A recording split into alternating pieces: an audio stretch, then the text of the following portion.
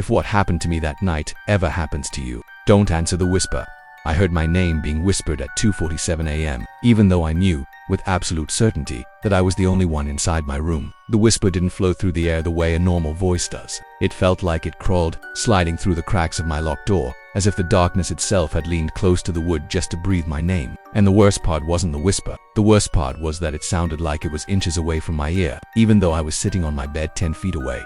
I didn't move. I didn't breathe. For a full 5 seconds, the only sound in the room was the slow ticking of the wall clock. The whisper came again, softer this time, almost playful, as if it were testing me, as if it already knew I was awake. My heart hammered so hard that I felt the vibrations in my throat. I had locked that door myself. I remember twisting the key, pulling it out, and placing it on the nightstand, but the whisper called my name a third time, dragging the last letter out like a breath slipping past cold lips. I should have spoken. I should have stood up and turned on the light, but I couldn't.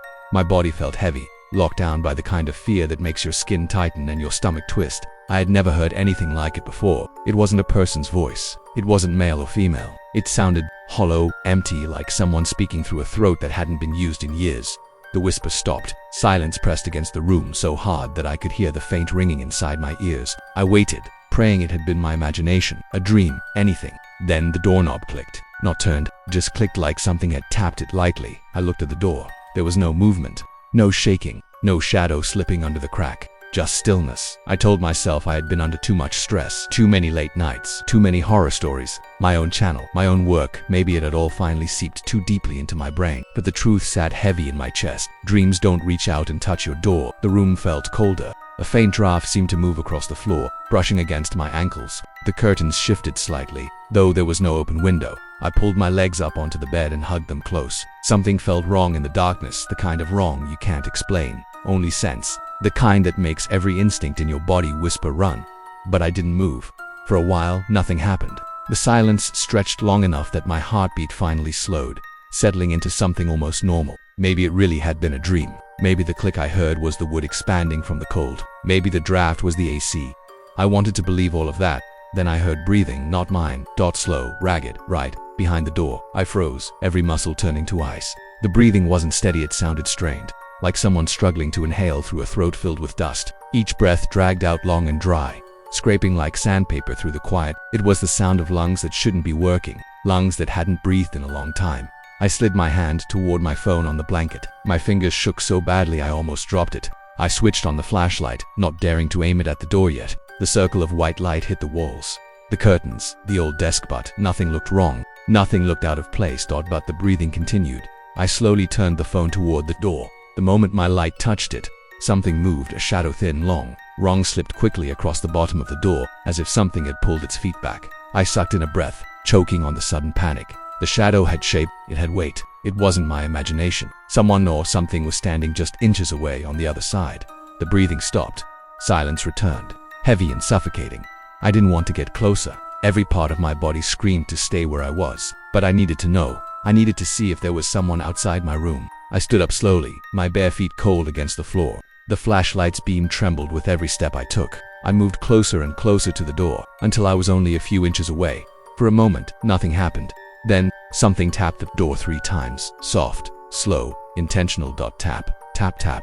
The sound echoed through my bones. I backed away instantly, stumbling as I climbed onto the bed. The tapping had stopped, but the presence behind the door hadn't. I could feel it like cold eyes pressing against the wood, watching me, waiting. I stared at the doorknob, expecting it to turn again. And then a whisper slipped through the crack beneath the door. This time clearer, hungrier, as if it was no longer trying to hide. Open it. My breath caught in my chest. I shook my head without thinking, even though it couldn't see me. The whisper came again, louder, almost annoyed. Open it. I couldn't move. I couldn't scream. All I could do was stare, flashlight dimming slightly as my hand trembled. The cold draft returned, stronger now, curling around my toes like invisible fingers. The room felt smaller, as if the walls were tightening around me. Every second stretched longer than the last. Something slid across the floor behind the door, a soft dragging sound, like bare feet on concrete. The shadow beneath the door appeared again, darker this time, and then something pressed against the wood from the other side. Not a hand, not a foot, something else. Something wide and uneven, like a face flattening against the door's surface, trying to push through. I felt bile rise in my throat. The wood creaked. Then the whisper came again, this time directly at the crack, spoken with a voice that didn't sound hollow anymore. It sounded hungry. Let me in. I grabbed my phone and dialed the only person awake at this hour, my cousin. The ringtone cut through the air, sharp and loud. I kept my eyes locked on the door. The ringing continued, but from outside the room, the whispering stopped. The shadow beneath the door vanished, the presence lifted, and finally the call connected. I didn't speak for the first 3 seconds. I was shaking too hard then, before I could say a single word. Something whispered through the phone speaker in the same dead, scraping voice. "Why did you call me?" The call cut. My phone screen went black. And the doorknob slowly, silently turned. The sound of the doorknob turning was so soft that it could have been mistaken for the settling of old wood if I hadn't been staring directly at it. When it moved, just a slight twist, not enough to open the door, not enough to swing it, just enough to tell me that something on the other side was no longer whispering. It was trying to come inside. My breath hitched in my throat, trapped there like a weight. I pressed myself against the headboard, phone still dead in my hand, fingers numb with cold. The room felt wrong again, too quiet, too heavy, like the silence of a forest seconds before a predator attacks. The doorknob stilled. Then came the sound I feared most. Slow, deliberate breathing. Not behind the door now. Inside. Right behind the doorknob. I could hear each inhale dragging, like something forcing itself to breathe through a ruined throat. I held my breath without meaning to, too afraid that even a single sound would invite it in. The breathing got closer, pressing against the tiny space between the door and the frame. And then a single fingernail-long chipped gray slid under the bottom gap of the door, curling upward like it was feeling around for me. I couldn't stop the choked gasp that escaped me. The nail froze instantly, like it had been waiting for a reaction. Then it began tapping the floor, slow and soft, like a metronome counting down to something inevitable. Tap, tap, tap. The tapping grew faster, harsher. The nail scratched along the wood now, dragging a long, groaning line across the floorboards that made my skin crawl. That sound wasn't human. No human nail could make that much noise. Something pressed against the other side of the door, against something heavy and uneven, like a head slamming against it. Not hard enough to break anything, just hard enough to let me know it wanted in. I forced myself to breathe. I needed a plan. The window. I could climb out of the window. My room was on the second floor, but the ledge was wide enough. I just needed to move. I stood slowly, legs trembling, and took one step toward the window. The floor creaked beneath my foot. The scratching stopped instantly. Silence fell again, an awful, suffocating silence before a whisper slid beneath the door, dragging every syllable like it was pulling itself across broken glass. "You can't leave." I froze mid. It sounded closer than before, like the whisper wasn't coming from behind the door anymore, like it was right up against it. The shadows in my room seemed to shift. The air felt heavier. My chest tightened as I realized something I had tried hard to deny. It wasn't outside anymore. Not completely. It was pushing its way in through the cracks, through the darkness, through the space between fear and reality. And it was getting stronger. I needed noise, light, sound, anything to break the tension. I grabbed a lamp on my bedside table and switched it on. The warm yellow light filled the room, pushing the shadows back. Breathing stopped. For a moment, peace returned. I felt my muscles relax. Just barely. Maybe it couldn't stand the light. Maybe the bulb exploded. Glass burst outward in every direction, showering the floor like crushed stars. I covered my face instinctively, feeling sharp fragments scratch my forearms. The room plunged back into darkness so thick it felt alive. The moment the last shot hit the floor, the whisper came again, except this time, it was inside the room, right behind me, nowhere to hide. I spun around, phone flashlight shaking wildly.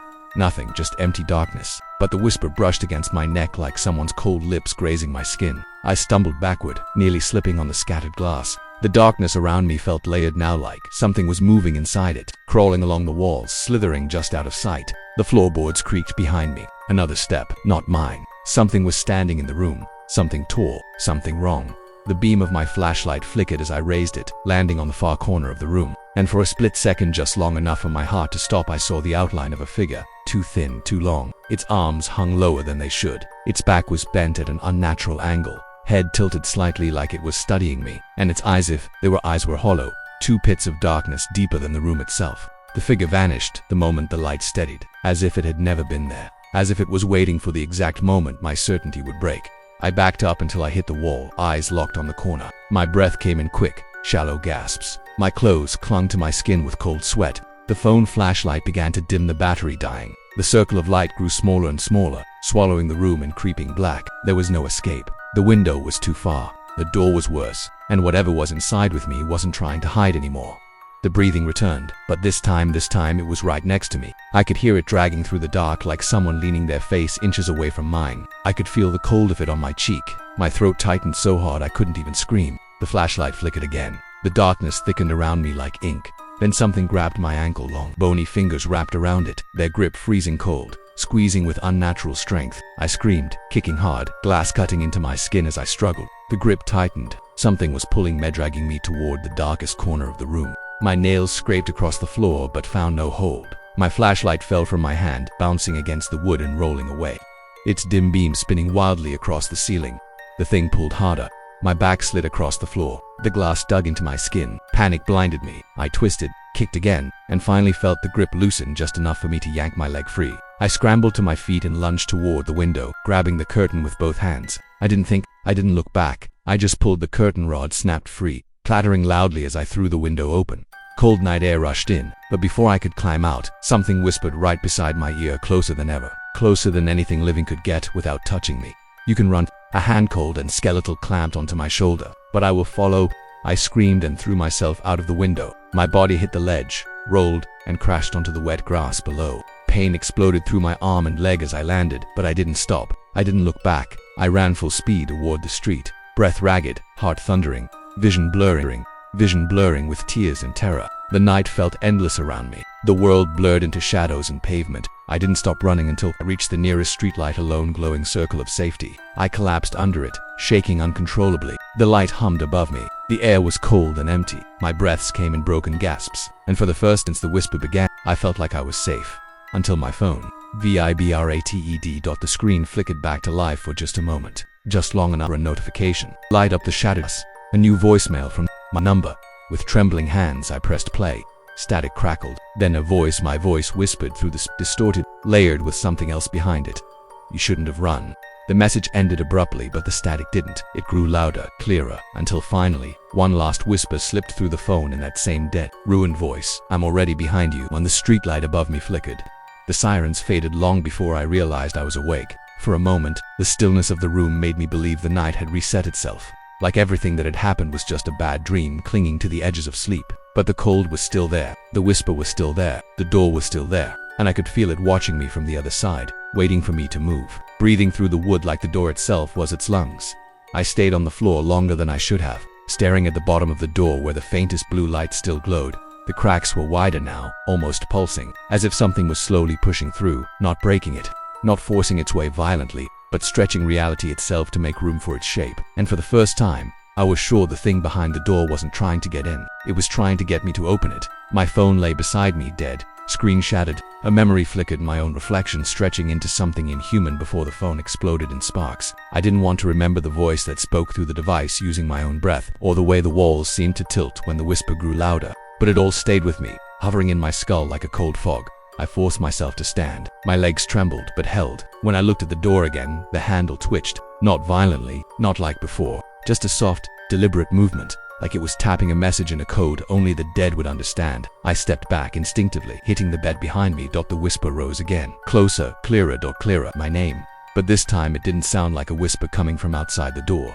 It sounded like someone standing right in front of me, breathing against my skin. I froze. The air behind my ear dipped, cold enough to sting. My heart stumbled. I didn't turn around. I didn't have to, because I felt the shape, tall, thin, wrong, leaning down, its mouth nearly touching my ear, open. The door.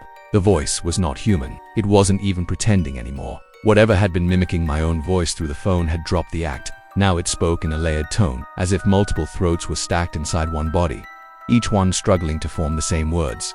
I shook my head slowly. No. The thing exhaled, and the temperature dropped so sharply that frost crept across the windows behind me. The door in front of me pulsed again. Whatever was behind it responded, a low, deep rumble, like a creature waking.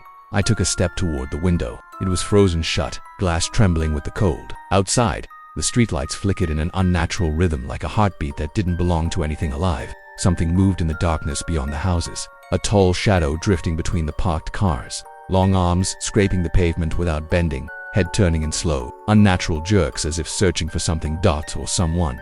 It paused, raising its head toward my window. Even from this distance I knew it had no eyes. I stumbled away, the frozen breath clouding the glass in a perfect circle, as if something was pressing its face against it from the outside. The whisper behind me grew firm. Choose. I didn't know what I was choosing between. The door, the window, staying, running. There was no path that didn't lead directly into the creature's hands. But something inside me, something primal, knew that the door was worse, that whatever was behind the door had been waiting longer, whispering longer, calling longer. I backed away from the door until my legs hit the dresser. The handle clicked again, slowly, softly. Then it turned halfway, stopping with a shudder, as though someone on the other side had tried to open it, but the lock still held. A second whisper came through the crack. Not calling me, calling it, inviting, welcoming, and the frozen whisper behind me responded with a hiss of satisfaction. I felt the shape behind me retreat, sliding backward without footsteps, its presence unraveling into the shadows like smoke pulling itself into a corner. My room dimmed as the temperature rose slightly, enough for the frost on the window to soften. But the safety I expected didn't come. Instead, everything went still. Too still, like the world was holding its breath, and then the door unlocked by itself. The click echoed through the room like a gunshot in a cemetery. I grabbed the nearest object, a lamp. Though I knew it wouldn't matter, no object in this world could fight whatever was waiting behind that door. But holding something felt better than nothing, so I gripped it until my knuckles turned pale. The door creaked an inch, 2 inches. A cold fog spilled from the gap, sliding across the floor like a living thing. The crack widened until I could see the darkness inside the hallway. But it wasn't just dark, it was void, total emptiness. A place that swallowed light without reflection. A place that should not exist in the corridor of a normal house. And inside that impossibly dark hallway, something moved, a long finger, thin gray, jointed in too many places, curled around the edge of the door, pulling it open farther. Another finger followed, and then a third, and then a hand that looked like it had been stitched together from shadows and bone. A head leaned forward, but I couldn't see it fully. It shifted between shapes, melting and reforming like wax dripping into darkness. A whisper rose from the creature, not directed at me, but echoing through the room in every direction. Opened, I didn't, I whispered, voice cracking. I didn't open anything. The creature's head twisted at an impossible angle, like it was studying my fear the way a predator studies movement before the kill. Its mouth stretched into a shape that wasn't a smile, but something far worse. A distortion that suggested joy without emotion, hunger without expression. The shadow from the hallway poured into my room, coating the walls, the floor, the furniture. The darkness wrapped around my ankles first, cold as submerged stone. I swung the lamp wildly, but the light dimmed the moment it entered the shadows. The creature stepped fully into the room, tall, wronged, too many joints bending in too many directions. A body that seemed to shift its height each second, like it hadn't chosen its final form yet. And behind it, in the still-open door, the hallway kept stretching darker and darker, like a mouth trying to swallow the world. I stumbled backward, until my back hit the window. The creature moved closer. The whisper returned, right against my ear again, but this time it spoke from everywhere and nowhere at once. This is not your door. It never was. You were only the one who heard it first. What do you want? My voice barely escaped my throat. The creature's head tilted inches from my face, and I finally saw its mouth, not teeth, not lips, but a spiraling void pulling inward. Inside that void were echoes of voices, countless voices, trapped and whispering endlessly. I want you, it whispered, because you listened. The window behind me cracked under the pressure of my weight. I didn't look at it. I couldn't, because the creature's hands, all 4 of them, now visible, rose slowly, reaching toward my face, fingertips trembling with eagerness. I closed my eyes, and suddenly a sharp knock on the door, not the creature's door, my room door, a normal knock, followed by my mother's voice. Beta, are you awake? I heard noises. Is everything okay? The creature froze. Everything froze. The darkness in the hallway shivered, shrinking slightly. My mother knocked again. Beta. The creature's body twisted violently, head turning toward the door with a guttural hiss, as if the intrusion of a normal human voice had disrupted something ancient and sacred. Shadows recoiled. The fingers gripping the floor tightened. Its spiral mouth widened enraged. My mother reached for the handle. I screamed, but I wasn't fast enough. The door opened. Light from the hallway burst into my room. The creature dissolved like smoke in a gust of wind, vanishing into the floor, the walls, the cracks, leaving behind nothing but the echo of its final whisper. This door is not finished with you. My mother stepped inside, confused and frightened. The room was normal. No fog, no cracks, no creature, just me, shaking, staring at the empty floor. She touched my shoulder. Beta, what happened? I looked at the door. The same door. Closed again, silent, but I knew it wasn't gone. It was waiting, and it whispered one last time so quietly only I could hear it. We listened together. Next time. Listen together. Next time.